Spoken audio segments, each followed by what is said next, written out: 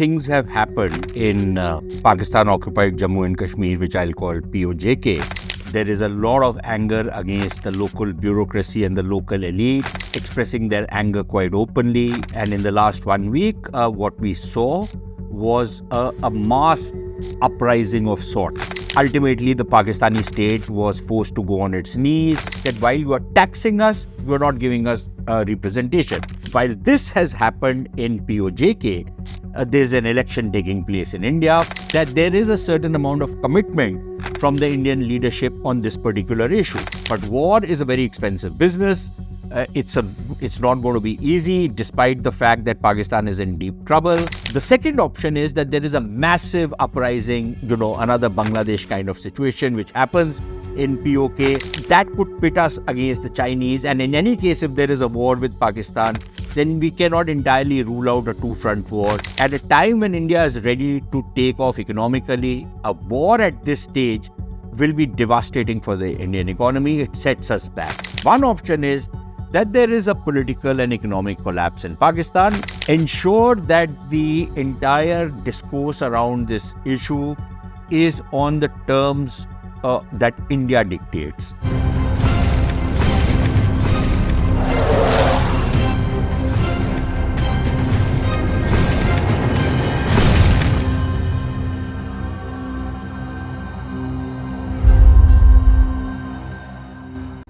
A couple of things have happened in Pakistan-occupied Jammu and Kashmir, which I'll call PoK, which have not happened before. These are quite extraordinary what has happened. In the last week or so, there has been a massive uprising of people around bread and butter issues, electricity tariffs, which have gone through the roof, flour prices. There is a lot of anger against the local bureaucracy and the local elite. And of course, the civil servants who come from Pakistan, the military guys who come from Pakistan and rule the roost in this particular region.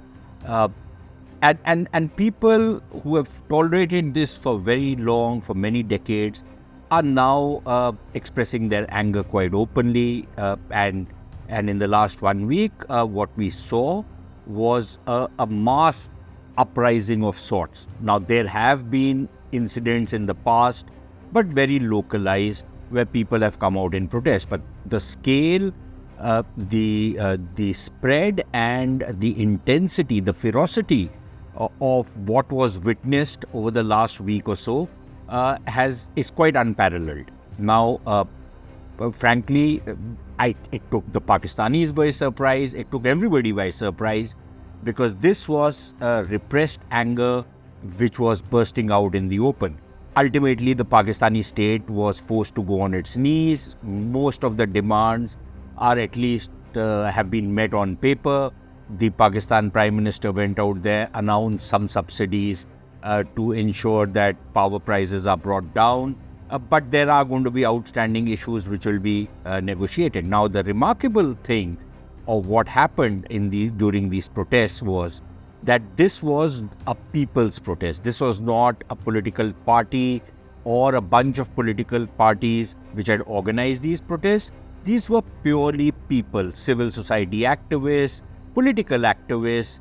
There were, of course, maybe some political players, people who are involved with some political parties who were also part of these protests, but they were not spearheading it. This was basically traders and local people who had organized themselves to protest against what they call the callousness of the Pakistani state, the injustices which have been heaped on the people of PoK.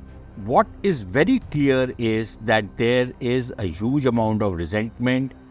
There is a sense of alienation which is only growing. Now, there have been a couple of Pakistani journalists who have quoted the serving quote-unquote Prime Minister of PoK, Chaudhry Anwarul Haq, who apparently had said in Islamabad while talking to his interlocutors out there that please don't think that the current generation in PoK is the same as the old generation, which was willing to take whatever was doled out to them from Islamabad and Rawalpindi. This is a new generation. It is aspirational.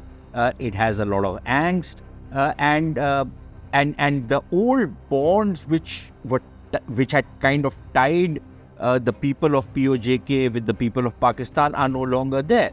This is something which probably was ignored inside Pakistan, but the fact of the matter remains that there is a lot of reason for people in POJK to be angry.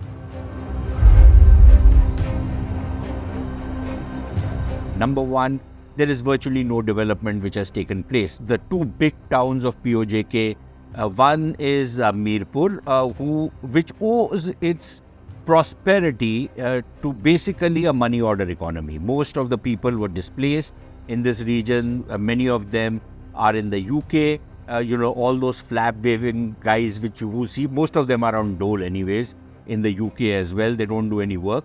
But these are those flag waving guys who protest outside the Indian High Commission. They are normally were paid either by some locals who had been intimidated by the ISI, or these were paid by the ISI fellows, the kind of stuff which happens in political rallies, that you come and we'll give you a free meal kind of a deal. And maybe you can see the lights of London. So this is that bunch, but they also send some money across. And so it's a money order economy. And then there is Muzaffarabad, which is basically a one-street town. It's like a Mufassil town. I had an opportunity to visit Muzaffarabad almost 20 years back. And frankly speaking, the best hotel out there was worse than the worst hotel maybe in Srinagar. It was a dump. So there has really been no development, virtually no tourism, nothing. So there is no industry. Their only resource is literally water, because the Pakistanis, partly because the Indians gave them money under the Indus Waters Treaty, have set up this Mangla Dam. And because of the Mangla Dam, there is electricity which is generated. There are some royalties and other stuff which these guys receive. Most of the budget of POJK is met through the Pakistani budget. They don't have any say-so in the allocation of budget because they have no representation in Pakistan. In some ways, you can say that the people of POJK, as well as the other part of PoK, Pakistan Occupied Kashmir, which I call POGB or Pakistan Occupied Gilgit-Baltistan, these are stateless people. They might be carrying a Pakistani passport if they have to travel anywhere outside, but within Pakistan, they get no representation. And this is one of the issues on which a lot of people are very agitated, that while you are taxing us, you are not giving us representation.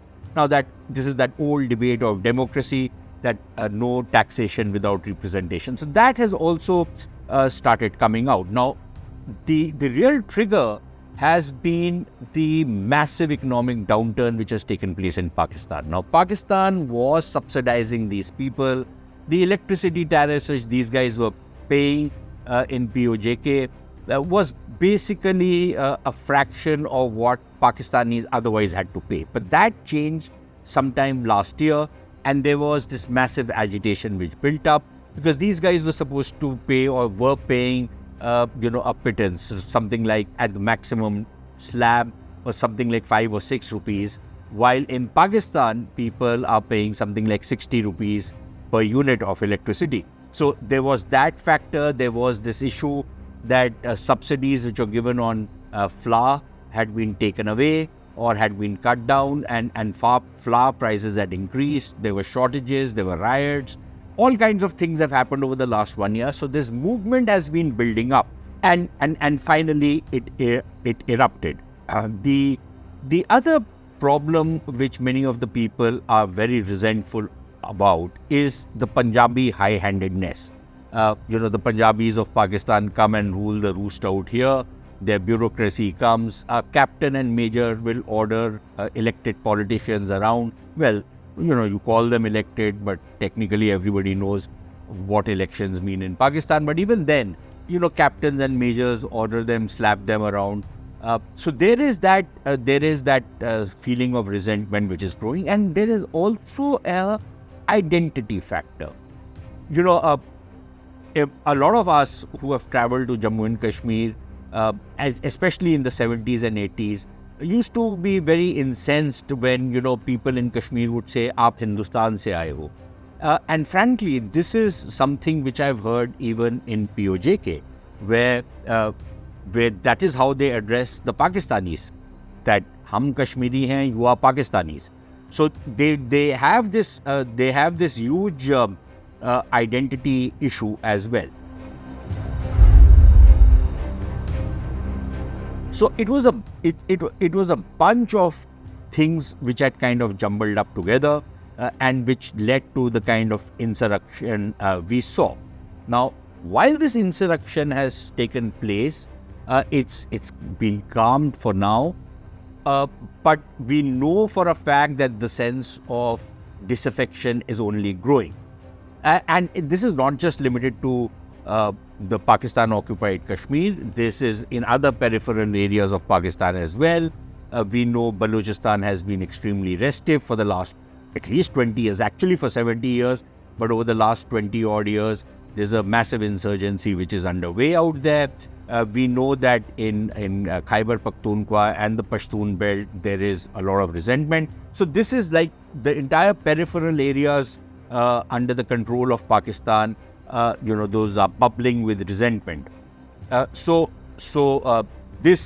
While this has happened in POJK, there's an election taking place in India, and we have seen statements coming out from top ministers of the Modi government, the External Affairs Minister Dr. Jaishankar, the Home Minister Amit Shah, the Raksha Mantri Mr. Rajnath Singh.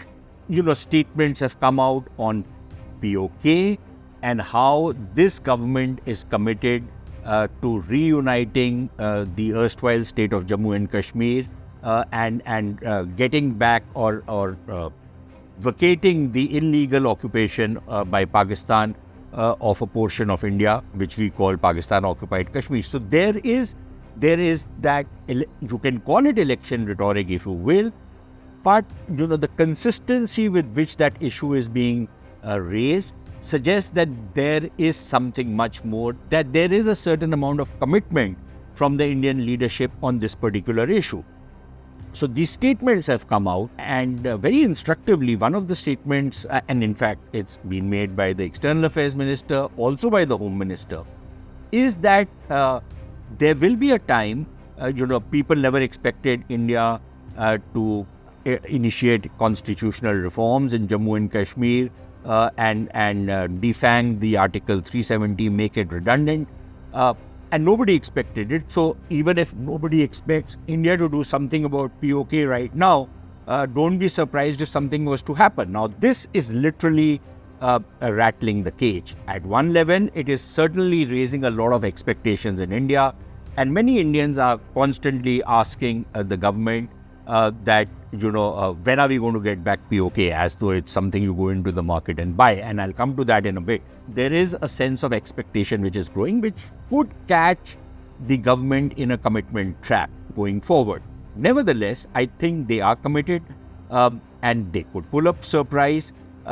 So there is this factor which is certainly at play. But let's just break down how do we get back PoK. Now, there are two aspects to it. One is at a political level, what has been done over the last couple of years, I would say, is that the discourse on Kashmir has been completely turned on its head. There was a time when, the discourse on Kashmir, especially with Pakistan, used to be about the Indian state of Jammu and Kashmir, and the Pakistanis were constantly trying to see what more they could get to settle this issue. So, going back to the 60s, even later, there was something called the Chenab formula. There were a number of formulas which were floated. According to one count, nearly 40 of them. There was the Chenab formula that you make the Chenab River the international border, and the areas on the Indian side of Chenab are Hindu dominated. The areas on the other side of Chenab are Muslim dominated. So there's a kind of a communal partition once again. Then when during Musharraf's time, he came up with this very disingenuous scheme. He divided the entire state of Jammu and Kashmir into 7 regions. 2 of those regions, he said, are with Pakistan, and those are not up for discussion. That is POGB and POJK. And then he said there are 5 regions in India. One is Ladakh. India can keep it. It's Buddhist dominated. The other region he bifurcated was Kargil, which has a large proportion of Muslims. So that he said can come to Pakistan. The valley, which is Muslim dominated, goes to Pakistan. And Jammu he again divided into 2. The Hindu majority districts will go to India and the rest can go to Pakistan. So basically the discourse and the conversations were around this issue. But I think at least since 2019, after the constitutional reforms and the assimilation of Jammu and Kashmir into India, that conversation has completely turned. And now the only thing up for discussion as far as India is concerned is the vacation of illegal occupation of PoK. So that is at the political and the diplomatic level. But there is then the entire issue of how do you get back PoK. Now, frankly, if you look at it, if you really break it down and in very simplistic terms, what you need very much is that the entire people have to be with you. If the people are with you, then it's a completely different game. Now, while we are certainly seeing alienation, disaffection in PoK, and I'm talking, when I say PoK, I mean both Gilgit-Baltistan as well as POJK, there is certainly a lot of disaffection with Pakistan. Many people are looking at India because India is seen as a place where there are economic opportunities. So there is a lot of that, and yet I think it would be very, very premature for anybody to think that the sentiment has turned around so completely that the entire PoK has become another East Pakistan or the erstwhile East Pakistan, now Bangladesh, where the entire population had risen up in revolt. So I don't think that is the condition right now. So that means that there are basically 4 options before the government right now in India to reunite the state. One is, of course, that you wage a war, but war is a very expensive business. It's not going to be easy, despite the fact that Pakistan is in deep trouble. It still has enough to fight against India for now, at least. And wars are notoriously fickle. They're uncertain. They're extremely expensive. So I'm not entirely sure if that's the way to go forward. And if you don't have the people with you, then the war becomes a lot more complicated than it otherwise would be. The second option is that there is a massive uprising, another Bangladesh kind of situation which happens in PoK. But even in that case, I think war will become inevitable if we want to take back PoK. And the same dynamic will operate. And in that, the complicating factor is, of course, going to be China. Because when we're talking about taking back PoK, we are not just talking about the tiny sliver of land, which is POJK, but also the really strategic portion, which is POGB, Gilgit-Baltistan. And out there, you have very deep Chinese interests, strategic, political, economic, and that could pit us against the Chinese. And in any case, if there is a war with Pakistan, then we cannot entirely rule out a two-front war. And the two-front war will not just be fought around the area of Jammu and Kashmir, but it could extend to the eastern sector as well. So do we want to get into a situation like that? I'm not entirely convinced that that is the way to go forward. And one of the reasons I'm not convinced of war as an option is because apart from the fact that it is uncertain, you should never fight a war which you have not won already. The other factor really is that, at a time when India is ready to take off economically, a war at this stage will be devastating for the Indian economy. It sets us back. So why do you want to do it right now? And for what? So I think that's a question that will have to be very seriously considered. Now that leaves basically 2 other options. One option is that there is a political and economic collapse in Pakistan.